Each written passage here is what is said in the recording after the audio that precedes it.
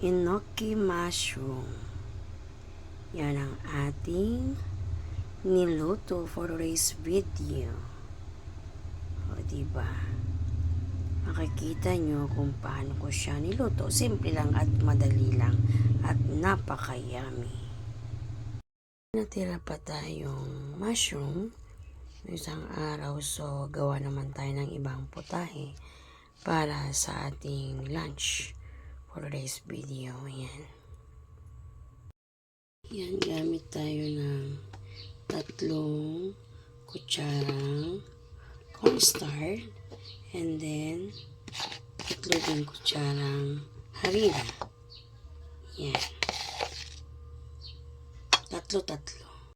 Maglagay tayo isang sachet na paminta, konting bechin lamang.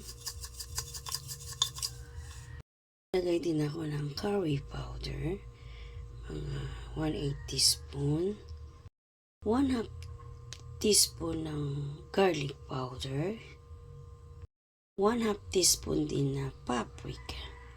Yan na lahat ng dry ingredients natin. Maglagay tayo ng asin, syempre pampalasa.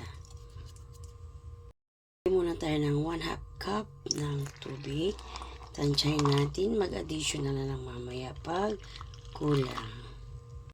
At syempre, haluin natin.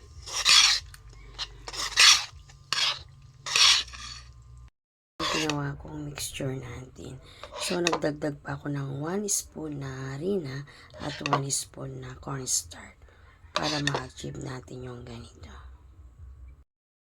Nagpapainit na tayo ng mantika na magprito na tayo ang ating mushroom.